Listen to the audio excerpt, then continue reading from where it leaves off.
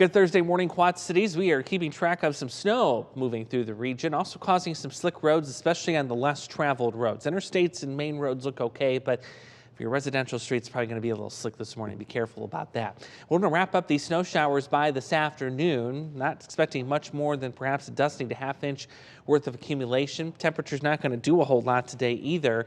We'll stick to the mid-30s. Let's go through Future Track because there's some promise that these clouds are going to start to break up as early as tonight. Some exciting news there. And it will make it for a little colder night too. We're going to drop into the 20s by tomorrow morning. But with that clearing, I think we're going to get a mix of sun and clouds tomorrow. A couple of sunny periods likely to come in, and then we'll see more clouds by tomorrow night. But there you see temperatures just kind of staying where they have been the last several days, right around 35, mid-30s or so for many of us as we end the work week. Let's get you into the weekend. We're watching your Sunday's best on, or excuse me, your weekend's best rather on Sunday. Maybe you're going to be wearing your Sunday's best that day.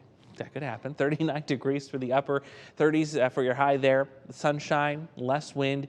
Actually, a very decent weekend if you want to take down some of your outdoor holiday decor. I think it's going to be very comfortable for that. This is another thing that I'm going to really keep track of the next several weeks here, especially as we get closer to that prime flood season, the river flooding season. We'll get the first flood outlook from the National Weather Service, by the way, in January. But notice the uptick here in the Mississippi River level. This is at Lock and Dam 15 here in Rock Island. Most of the summer, we were below the historical average in terms of the stage of the river. Well, now that we've gotten this rain back in here, that's actually starting to go back up to about where it should be. Good news for barge traffic, that's for sure. But we may see that level continue to rise because look at how much snow is sitting on the ground right now to the north of us.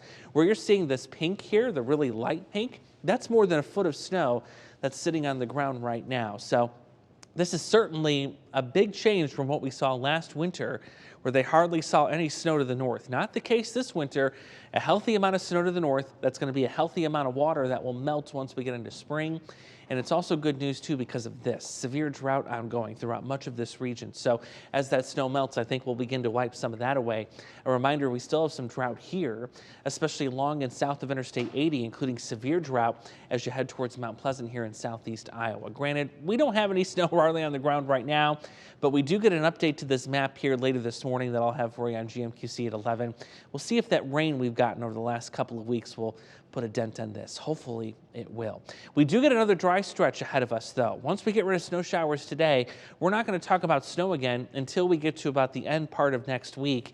Did take the snow showers out of Saturday. I think that system is going to stay to the south of us, and then widespread warmth that will send us back into the 40s to start early next week.